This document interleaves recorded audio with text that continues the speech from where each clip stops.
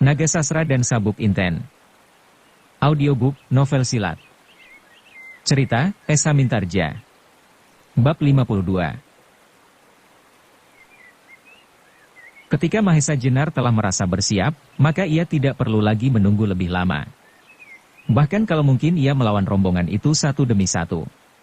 Sebab apabila kekuatan kedua rombongan itu bergabung, akan merupakan kekuatan yang mungkin sulit untuk diimbangi. Namun meskipun demikian, pantang ia menyingkirkan diri. Sebab dengan demikian ia akan membebankan segala dendam kepada penduduk Gedangan. Maka yang mula-mula dilakukan adalah memancing pertempuran dengan rombongan Sawung Sariti secepatnya. Tetapi cara yang mula-mula dipikirkan untuk mencegat rombongan itu terpaksa dipertimbangkan kembali. Sebab setiap saat rombongan Uling dapat datang dari jurusan lain.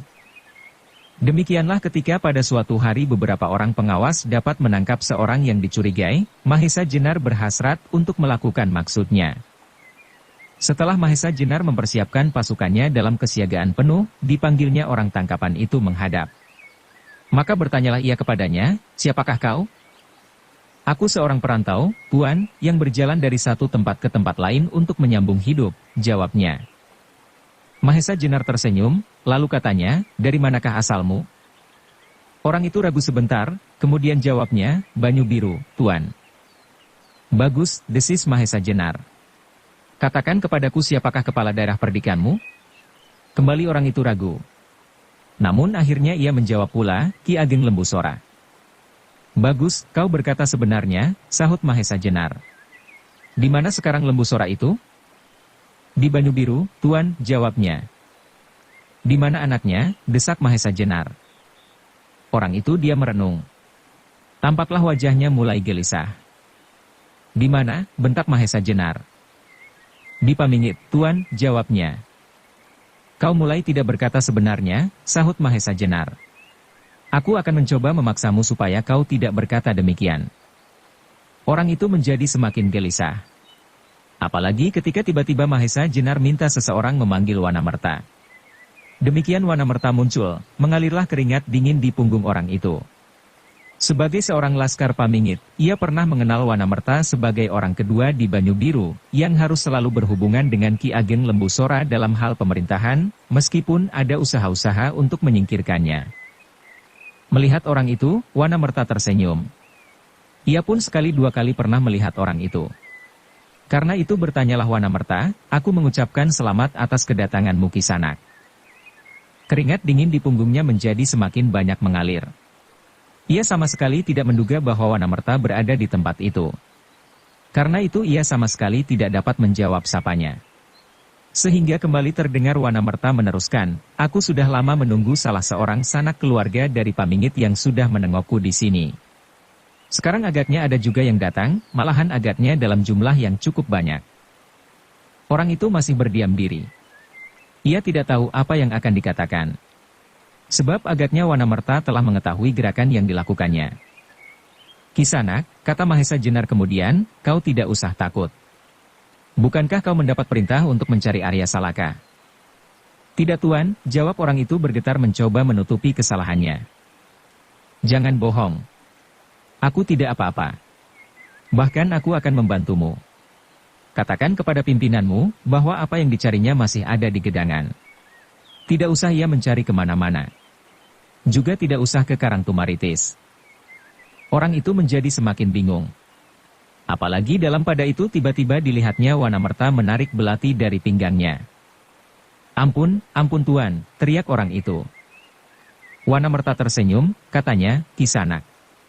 Telah sekian lama aku menahan diri. Sekarang aku ingin menumpahkan kemarahanku kepadamu. Bukankah kau salah seorang dari mereka yang telah mengeruhkan suasana Banyu Biru?" "Tidak Tuan, aku hanya sekedar mendapat perintah," jawab orang itu ketakutan. Dalam pada itu Mahesa Jenar pun kemudian menjadi cemas.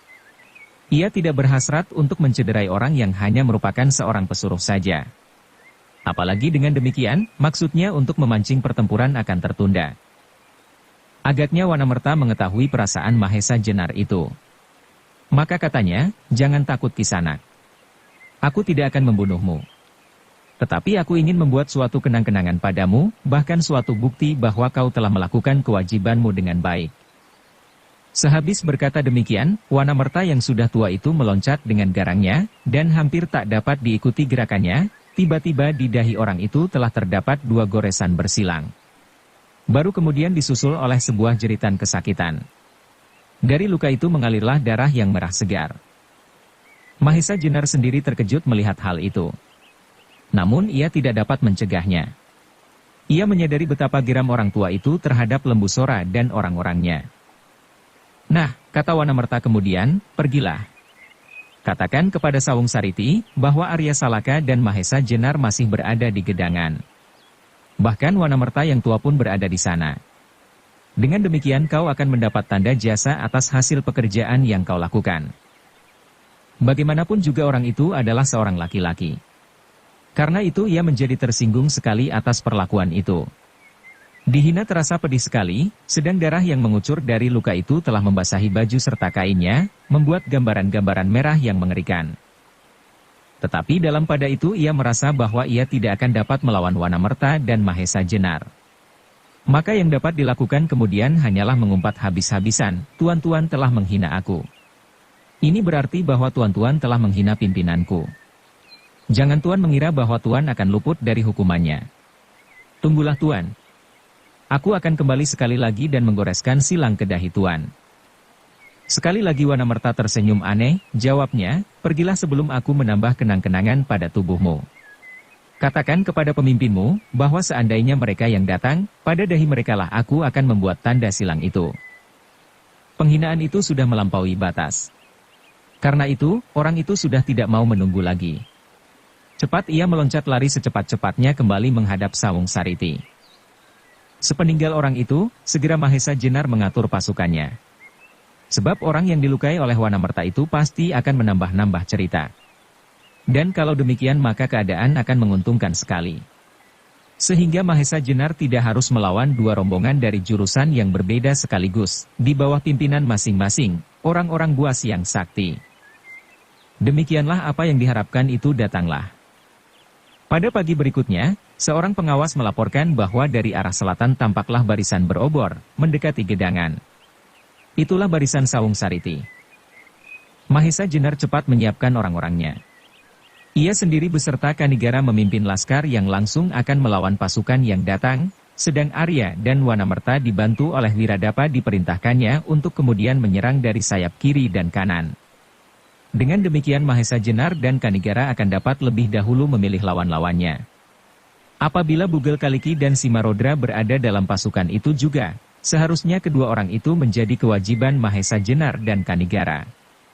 Untunglah bahwa di Karangtumaritis, Mahesa Jenar atas tuntunan tidak langsung dari Kebo Kanigara, telah menemukan inti dari ilmunya, setelah ia berhasil ngeraga sukma.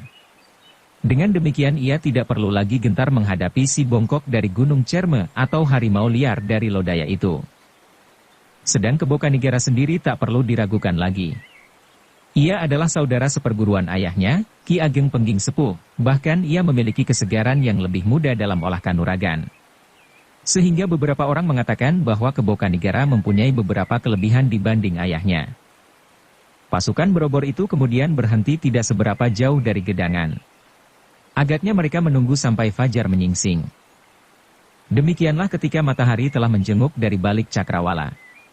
Bersiaplah kedua pasukan yang sudah saling berhadapan itu. Meskipun demikian, agaknya Sawung Sariti ingin menunjukkan kebaikan hatinya. Dengan panji-panji putih yang tersangkut pada tunggul yang masih tersawung, ia dengan beberapa orang datang mendekati laskar gedangan.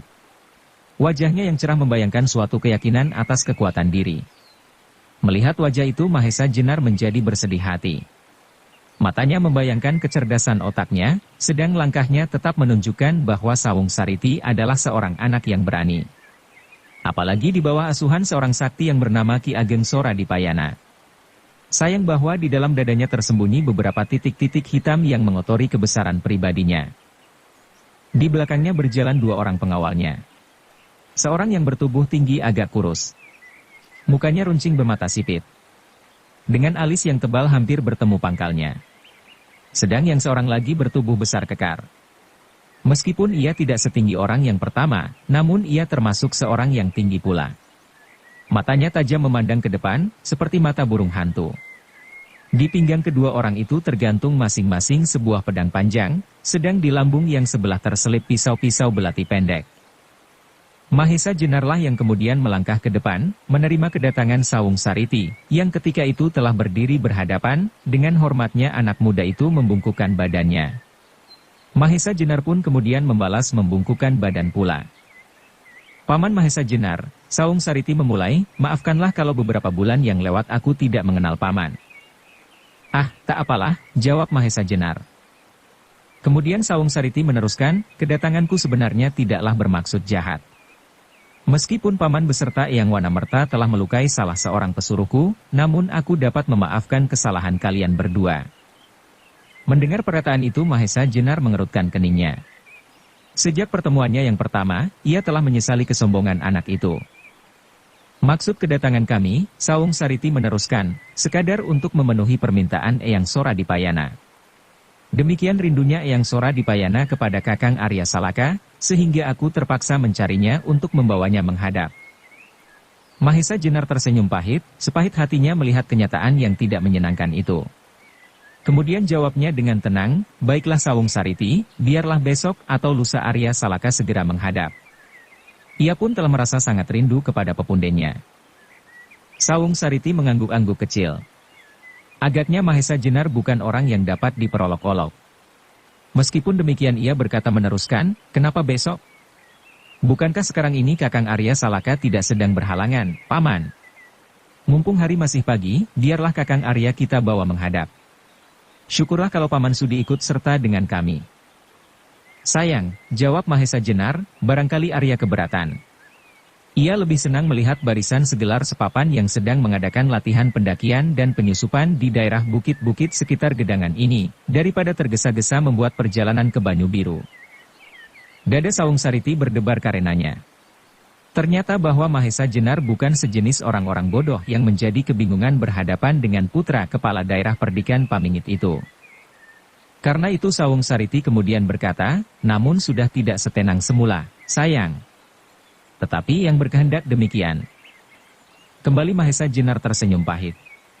Sebenarnya ia merasa tersinggung atas sikap Sawung Sariti yang menganggapnya sebagai seorang yang sedemikian bodohnya.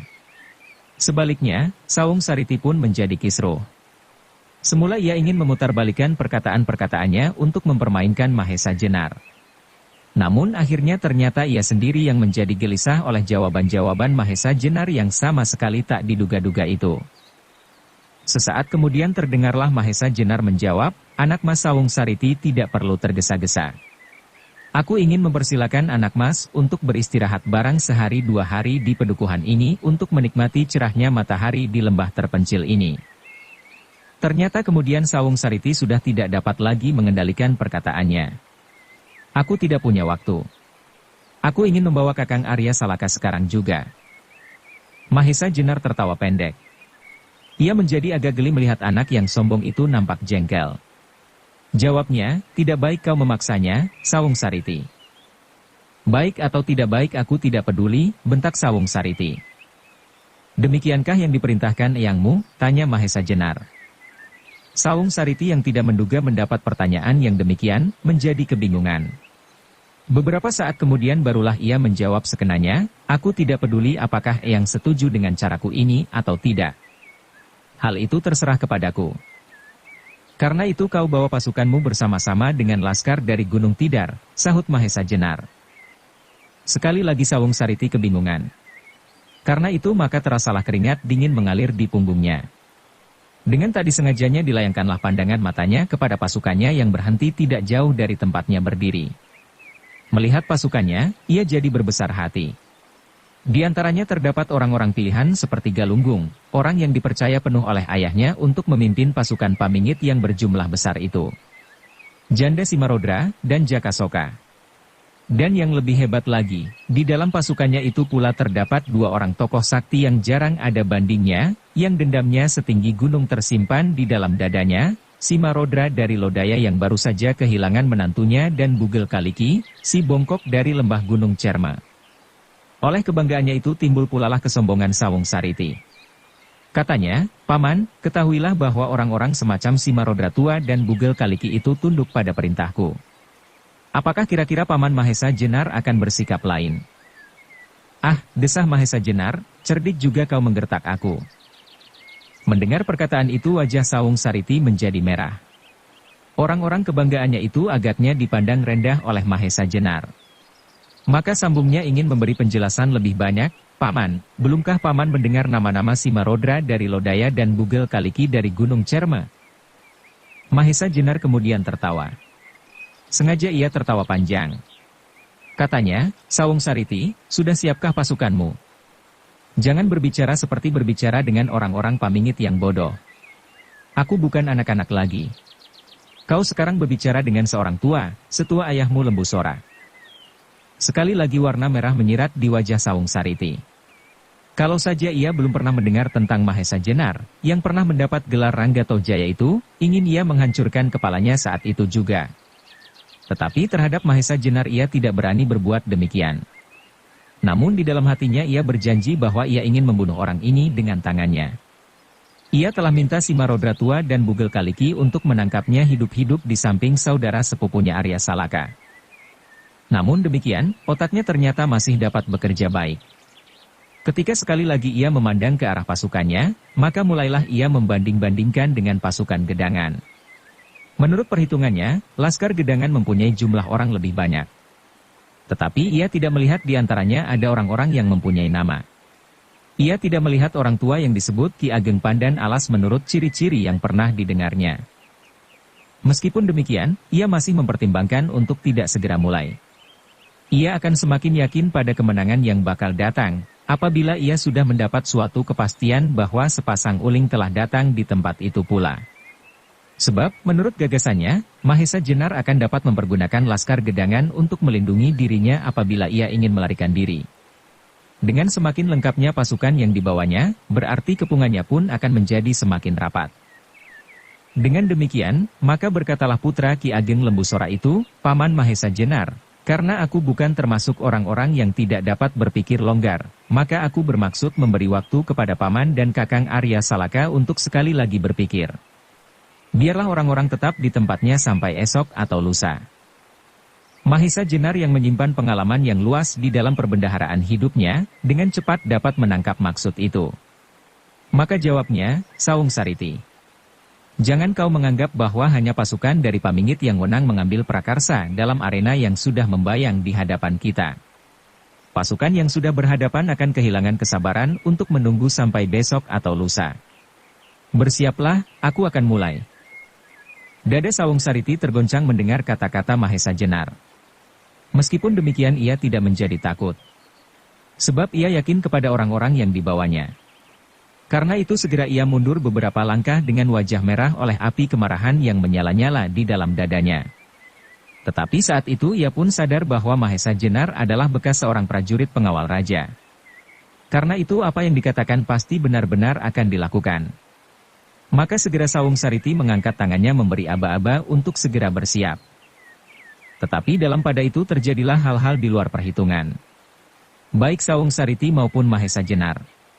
Ketika segenap orang dalam barisan Pamingit itu mulai bergerak untuk menyusun diri, tampaklah seorang dengan enaknya berjalan keluar dari rombongan itu, menuju langsung ke arah Mahesa Jenar. Bahkan kemudian disusul oleh seorang lagi. Mereka berjalan seperti orang yang sudah kehilangan kesabaran.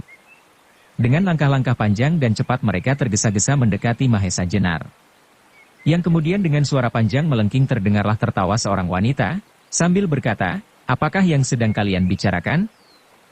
Sawung Sariti memandangnya dengan wajah penuh pertanyaan. Pada saat ia akan memulai dengan suatu tata gelar, tiba-tiba dua orang dari dalam pasukannya menyusulnya. "Kenapa kau keluar dari barisan?" tanya Sawung Sariti. Orang itu, yang tidak lain adalah janda Simarodra, tertawa semakin nyaring. Jawabnya, "Aku tidak sabar dengan segala macam aturan. Aku biasa bertempur kapan saja aku kehendaki, dan dalam tata gelar apapun yang aku senangi." Telinga Sawung Sariti menjadi merah. Memang ia sadar sejak semula akan sulitlah mengatur orang-orang dari gerombolan liar itu dalam tata pertempuran yang teratur. Sebab menurut kebiasaan mereka bertempur dengan mengandalkan kekuatan pribadi, sehingga hampir tidak pernah mereka memikirkan tentang tata gelar yang dianggap dapat menguntungkan pasukannya. Tetapi Sawung Sariti tidak berani menyenduhnya. Sebab orang-orang itu sangat diperlukan untuk melawan Mahesa Jenar. Karena itu bagaimanapun kecewanya terhadap orang-orang itu, namun perasaan itu disimpannya saja di dalam dadanya. Sawung Sariti menjadi semakin berdebar-debar ketika janda dari Gunung Tidar itu langsung datang kepada Mahesa Jenar dan berkata, "Mahesa Jenar, aku datang untuk memenuhi kata-kataku pada saat kau membunuh suamiku di pedukuhan ini. Aku tidak peduli apakah urusanmu dengan Sawung Sariti. Tetapi aku merasa bahwa akulah yang paling berhak untuk membalas dendam." Mahesa Jenar yang sangat muak melihat perempuan itu menjawab dengan keras, "Sekehendakmulah. Kalau kau merasa perlu membalas dendam, cobalah untuk memenuhi tuntutan dendam itu. Aku tidak akan menyingkir." Mendengar jawaban Mahesa Jenar itu, janda Simarodra sama sekali tidak menjadi marah. Malah dengan tertawa pendek ia menjawab, "Bagus. Aku akan segera melakukannya. Tetapi aku kira bahwa aku dapat berbuat sebaliknya. Memaafkan kesalahanmu itu." Mahesa Jenar ketika mendengar kata-kata Sawung Sariti, dengan nada yang demikian pula, ia menjadi tidak senang. Apalagi ketika perkataan-perkataan itu keluar dari mulut janda Simarodra. Terasa seolah-olah darahnya menjadi mendidih. Katanya semakin keras, "Kalau hidupku kemudian hanya karena kebaikan hatimu, Simarodra betina, aku lebih baik membunuh diriku." Suara tertawa harimau betina itu malah menjadi semakin berkepanjangan. Katanya, "Dengan terbunuhnya suamiku, aku merasa kehilangan sesuatu yang paling berharga dalam hidupku. Karena itu aku pun harus mendapatkan ganti sesuatu dengan yang hilang itu. Kalau kau mampu menggantinya, aku akan melupakan peristiwa yang paling menyedihkan dalam hidupku itu." Sekarang Mahesa Jenar benar-benar tidak dapat mendengar kata-kata itu lagi. Telinganya menjadi seolah-olah terbakar. Karena itu tidak ada alasan untuk mendengarkannya lebih lama ocehan janda Simarodra itu. Dengan tenangnya Mahesa Jenar melangkah ke samping. Kedua tangannya diangkatnya tinggi. Kemudian dengan gerakan lurus tangan itu direntangkannya ke samping, seterusnya kembali ke atas. Ternyata ia sudah mulai menyiapkan pasukannya dalam gelar yang diperlukan, Sapit Urang. Melihat aba-aba itu, Sawung Sariti segera merasa perlu untuk menyiapkan pasukannya pula. Sesuai dengan sifatnya yang sombong, ia sama sekali tidak berusaha untuk menyesuaikan diri dengan gelar Supit Urang yang sudah dipersiapkan oleh Mahesa Jenar, tetapi karena kepercayaan pada kekuatan yang dibawanya, serta kepercayaan pada diri sendiri, segera Sawung Sariti menyobek panji-panji putihnya, dan mengangkatnya tinggi-tinggi tunggul yang kemudian sudah dilepas sarungnya. Tunggul itu digerakkan beberapa kali melingkar dan kemudian untuk beberapa lama ditegakkan di udara. Ia telah memerintahkan kepada pasukannya untuk bersiap dalam gelar di Radameta. Tetapi agaknya janda Simarodra tidak peduli pada persiapan-persiapan itu. Sekali lagi ia berkata, "Mahesa Jenar, aku dapat mencegah pertempuran ini. Bahkan kalau perlu aku dapat menghancurkan pasukan Pamingit itu apabila kau dapat mencarikan ganti suamiku yang telah hilang." Akhirnya Mahesa Jenar menjadi benar-benar muak. Ia ingin segera menyelesaikan pekerjaannya sebelum rombongan Uling datang. Karena itu dijawabnya, "Baiklah Simarodra, aku akan berusaha mencari ganti buatmu. Apabila pekerjaanku ini sudah selesai, aku ingin menangkap seekor beruk yang buas untuk mengganti harimau liar yang telah mati." Bagaimanapun juga janda Simarodra adalah seorang manusia. Karena ia menjadi tersinggung sekali atas jawaban itu. Apalagi ketika orang yang berdiri di belakangnya, yang tidak lain adalah Jaka Soka menyambung sambil tersenyum, senyuman seekor ular yang berbisa tajam. "Bagus Mahesa Jenar. Usulmu tepat sekali." Kebokanigara, yang berdiri tidak jauh dari Mahesa Jenar, dan yang selama itu acuh tak acuh saja, terpaksa tertawa pula. Bahkan kemudian ia menyahut, "Aku kira seekor beruk masih terlalu besar buat perempuan yang mengerikan itu. Bukankah lebih baik seekor lutung saja untuk menggantikan suaminya yang terbunuh itu?" Hati janda Gunung Tidar itu ternyata terbakar oleh api yang dinyalakannya sendiri. Terbawa oleh sifat-sifatnya yang liar itu, maka ia sama sekali tidak pedulikan, apakah ia termasuk dalam pasukan Sawung Sariti atau tidak. Langsung ia meloncat maju dan dengan garangnya menyerang Mahesa Jenar dengan kuku-kukunya yang tajam beracun. Untunglah bahwa Mahesa Jenar adalah seorang yang selalu waspada, sehingga dengan mudahnya ia meloncat ke samping menghindari serangan itu. Tetapi janda Simarodra itu pun bukan seorang yang dapat diremehkan. Bertahun-tahun ia hidup dalam dunia kejahatan dan perkelahian. Karena itu ia tidak bermaksud memberi ruang untuk bergerak bagi lawannya. Dalam pada itu salah seorang yang berdiri di belakang Mahesa Jenar, di dalam barisan orang-orang gedangan, terdapatlah seorang yang memiliki dendam sedalam lautan kepada perempuan liar itu. Ketika ia melihat perempuan liar dari Gunung Tidar itu bercakap-cakap dengan Mahesa Jenar, darahnya sudah menggelegak.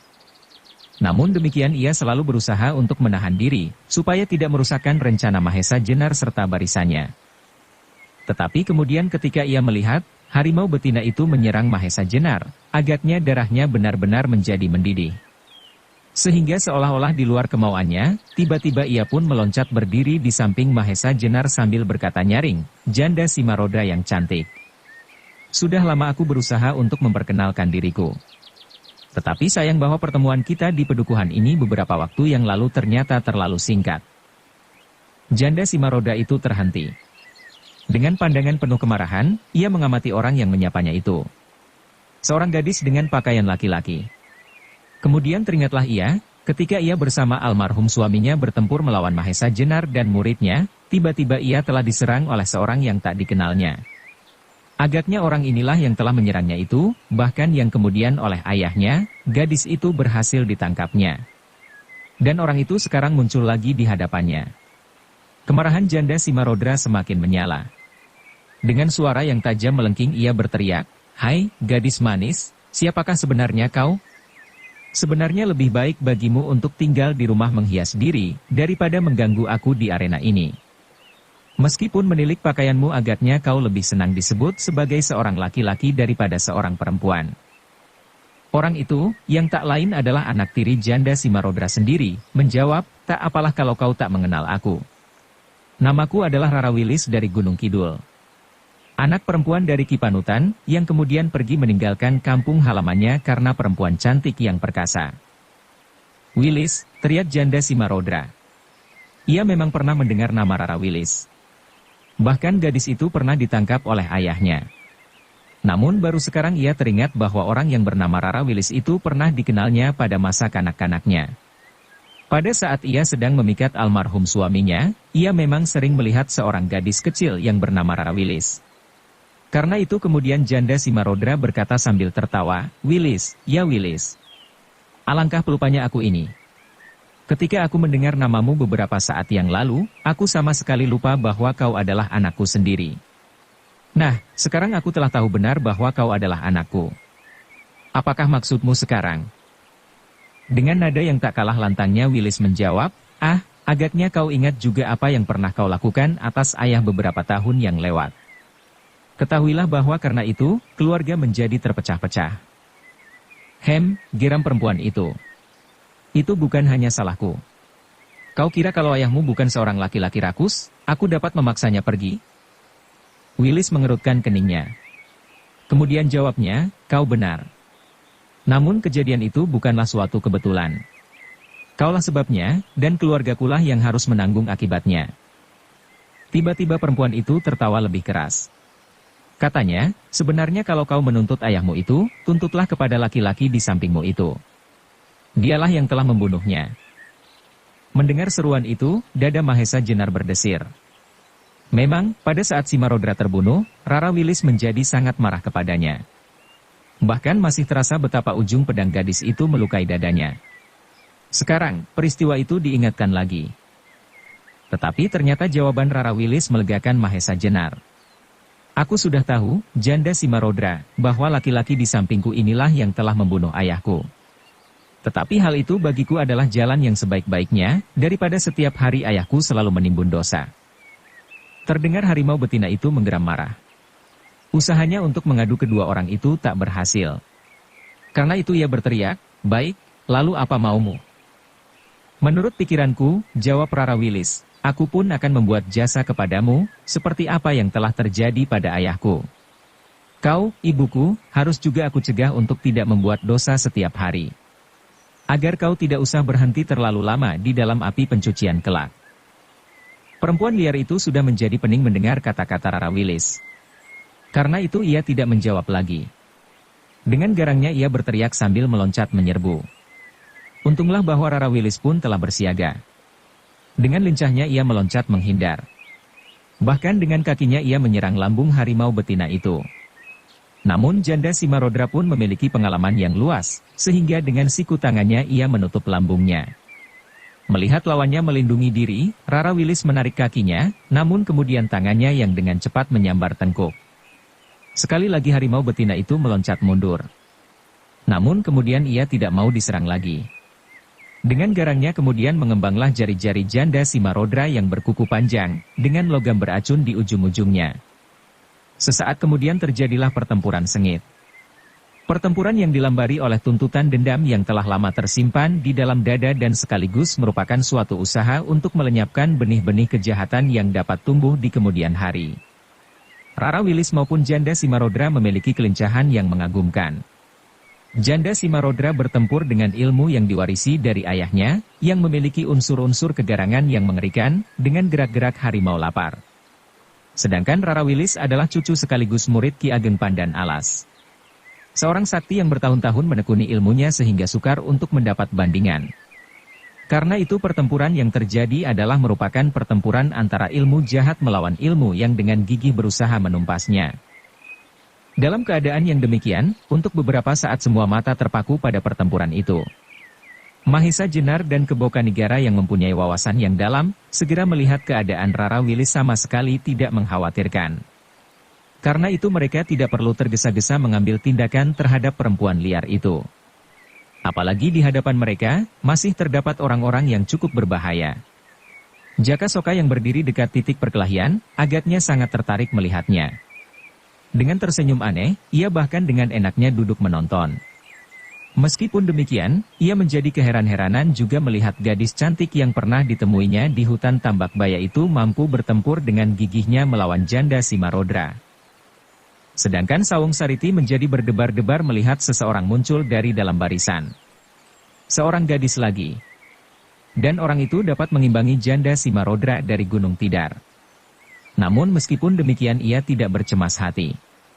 Sebab masih ada orang yang jauh lebih sakti dari janda itu dalam barisannya. Yang kemudian dilakukan Sawung Sariti adalah memberi tanda kepada pasukannya untuk mengadakan persiapan terakhir. Ia sudah tidak melihat kemungkinan lain kecuali bertempur saat itu juga, sekaligus untuk mencurahkan dendam kepada orang-orang Gedangan, karena kegagalannya menjadikan Gedangan sebagai kuburan untuk orang-orang yang telah dan akan disingkirkannya. Demikian ketika Sawung Sariti sekali lagi melambaikan tangannya, bergeraklah seluruh pasukan Pamingit dalam gelarnya yang dahsyat, di Radameta. Pasukan itu seolah-olah merupakan suatu bentuk seekor gajah yang maha besar, yang sedang berjalan dengan tangguhnya menyerang lawan. Di ujung gading pasukan Pamingit berdirilah dua orang yang sangat ditakuti. Yaitu Simarodra tua dari Lodaya yang merasa perlu membalas dendam atas kematian menantunya, sekaligus untuk melenyapkan salah seorang saingan utama dalam perebutan keris-keris Naga Sasra dan Sabuk Inten. Sedang di ujung yang lain, sahabat harimau Lodaya, yaitu Bugel Kaliki. Ia ikut serta dalam pertempuran itu atas permintaan sahabatnya. Namun sebenarnya ia pun sedang mengadakan penyelidikan kemana keris-keris sakti dari Istana Demak itu berada. Bugel Kaliki sadar bahwa pertempuran-pertempuran yang berjalan ini hanyalah merupakan permulaan dari pertempuran-pertempuran dan perkelahian-perkelahian yang akan terjadi kelak apabila sudah ada gambaran di mana kedua keris itu tersimpan. Bahkan ia pun sadar seperti Simarodra juga, bahwa mereka masing-masing harus berusaha melenyapkan saingannya satu demi satu. Kalau sekarang mereka sedang berusaha untuk menyingkirkan Mahesa Jenar dan kawan-kawannya, yang mungkin terdapat pula Pandan Alas, maka esok mereka harus menyingkirkan kawan-kawan mereka yang sekarang sedang bertempur bersama-sama dan saling membantu. Dalam pada itu, ketika Mahesa Jenar melihat pasukan gabungan dari Pamingit dan Gunung Tidar mulai bergerak, segera ia mengangkat tangannya pula. Dan, segera bergerak pula seluruh laskar Gedangan dalam gelarnya Supit Urang. Untuk menghadapi gelar gajah yang datang menyerangnya, barisan dalam bentuk udang raksasa dengan sapit-sapitnya yang garang itu pun telah bergerak maju. Dalam pada itu sekali lagi Sawung Sariti melihat keliling untuk mengetahui keadaan medan keseluruhan. Dari lambung sebelah kiri dilihatnya pasukan itu dipimpin oleh Wanamerta, sedang dari lambung kanan dilihatnya bahwa pasukan itu dipimpin oleh seorang anak muda sebaya dengan dirinya. Melihat anak muda itu, hati Sawung Sariti berdesir. Itulah Arya Salaka. Karena itu cepat Sawung Sariti meloncat mundur, dan berbisik kepada Galunggung, "Galunggung, peganglah pimpinan. Berikan aba-aba atas namaku. Bawalah tunggul ini. Aku akan menyelesaikan urusanku dengan Kakang Arya Salaka." Galunggung segera tahu maksud Sawung Sariti. Segera ia menerima tunggul itu. Meskipun demikian ia berpesan kepada Sawung Sariti, "Anak mas, hati-hatilah. Anak itu bukan anak yang dapat diabaikan." Sawung Sariti tersenyum, lalu jawabnya, "Jangan takut. Beberapa bulan yang lalu aku memang belum dapat mengalahkannya. Tetapi sekarang keadaan telah jauh berubah. Percayalah bahwa aku akan dapat membawa kepalanya pulang sebagai oleh-oleh buat ayah Lembu Sora." Galunggung pun tersenyum. Ia percaya kepada anak muda itu. Sesaat kemudian kedua pasukan itu menjadi semakin dekat. Mahesa Jenar yang masih berada di samping Kebokanigara segera menyiapkan diri masing-masing. Mereka telah melihat Simarodra tua dan Bugel Kaliki. Karena itu mereka menempatkan diri untuk melawan mereka. Dalam pada itu janda Simarodra dan Rarawilis masih saja bertempur dengan sengitnya. Mereka seolah-olah tidak peduli bahwa pasukan-pasukan itu sebentar lagi akan berbenturan dan akan segera terjadi pertempuran yang dahsyat. Saat itu mereka sedang tenggelam dalam perkelahian yang seolah terpisah dari pertempuran yang bakal datang. Kedua pasukan menjadi semakin dekat dan semakin dekat. Setiap wajah yang berbeda dalam barisan menjadi semakin tegang pula. Tangan-tangan mereka yang memegang senjata masing-masing telah menjadi bergetar dan basah oleh keringat. Janda Simarodra yang mempunyai pengalaman lebih banyak, ternyata tidak mau bertempur di daerah lawan. Perlahan-lahan ia menggeser titik bertempur sejalan dengan langkah Laskar Gedangan, mendekati pasukan-pasukan dari Pamingit. Jaka Soka yang sangat tertarik pada pertempuran itu terpaksa ikut bergeser. Meskipun tampaknya acuh tak acuh saja namun sebenarnya otaknya yang licin itu sedang bekerja keras mencari jalan yang semudah-mudahnya, bagaimanakah sebaiknya untuk menangkap Rarawilis tanpa kesulitan. Meskipun untuk memiliki gadis itu sekarang ia terpaksa mempertimbangkan bahwa ia mungkin akan mendapat perlawanan yang berat, tidak sebagaimana pernah terjadi pada saat gadis itu sama sekali belum memiliki ilmu bela diri. Pada saat itu matahari telah menanjak di atas bukit-bukit yang hijau di arah timur. Sinarnya yang hangat menghambur di atas batu-batu karang yang kemerah-merahan serta dedaunan yang hijau segar oleh titik-titik embun yang belum lenyap seluruhnya. Angin pegunungan yang sejuk terasa mengusap wajah-wajah yang tegang. Namun hampir tak seorang pun yang dapat menikmatinya. Sebab hati mereka telah terampas oleh ujung-ujung senjata yang berkilat-kilat karena sinar matahari. Dalam pada itu, tidak jauh di belakang pasukan Gedangan, pedukuhan Gedangan menjadi amat sepi, seolah-olah pada saat matahari sudah demikian tingginya masih saja lelap dalam tidurnya. Rumah-rumah bambu yang tegak seakan menjadi tak berpenghuni.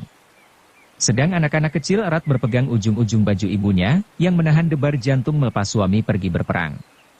Tetapi ketika terasa mata mereka hangat oleh titik-titik air yang tak tertahankan lagi, diulanginya kata-kata yang pernah didengar dari lurah mereka, bahwa tugas yang paling mulia bagi seorang laki-laki adalah berjuang untuk tanah kelahiran. Dan sekarang suami mereka sedang menjalani tugas mulia. Sebab ada orang lain yang akan mengganggu ketentraman kampung halaman mereka, seperti yang pernah terjadi beberapa saat sebelumnya. Jarak antara kedua pasukan itu menjadi semakin dekat, sehingga akhirnya seperti dua jalur air bah yang berbenturan. Meledaklah pertempuran yang dahsyat. Pasukan Pamingit yang dibantu Laskar dari Gunung Tidar mempunyai pengalaman yang lebih banyak dibandingkan Laskar Gedangan. Namun pada saat itu Laskar Gedangan dibekali oleh suatu tekad untuk menyelamatkan pedukuhan mereka dari penindasan dalam segala bentuk. Apalagi dalam waktu terakhir mereka telah menerima gembelengan yang berat dari seorang yang dapat dibanggakan, yaitu Mahesa Jenar dibantu Kebokanigara, Wanamerta dan Arya Salaka. Demikianlah dering senjata di sela-sela gemerincing pedang beradu perisai terdengar di antara pekik sorak dari kedua belah pihak seperti membelah langit. Kilatan-kilatan ujung-ujung pedang memantulkan cahaya matahari seperti sinar-sinar yang menyembur-nyembur. Dalam pertempuran itu Kebokanigara menempatkan dirinya untuk melawan Bugel Kaliki, sedangkan Mahesa Jenar bertempur mati-matian melawan Simarodra yang bernafsu untuk menuntut balas atas kematian menantunya. Sedangkan di antara pasukan yang bertempur itu, janda Simarodra dan Rarawilis masih saja berkelahi, seolah-olah tidak terpengaruh oleh pertempuran yang menyala-nyala di sekitarnya. Pada saat hiruk-pikuk itulah Jaka Soka ingin mendapatkan keuntungan. Ia sudah tidak berpikir lagi untuk ikut serta memusnahkan orang-orang gedangan yang pernah mengecewakan hati Sawung Sariti atau Mahesa Jenar. Ia berharap Bugel Kaliki dan Simarodra dapat menyelesaikan pekerjaan itu. Dengan demikian ia pun akan kehilangan seorang saingan dalam memperebutkan Naga Sasra dan Sabuk Inten. Lebih daripada itu, ia pun akan kehilangan seorang saingan pula dalam perebutan gadis yang bagaimanapun tak dapat dilupakan.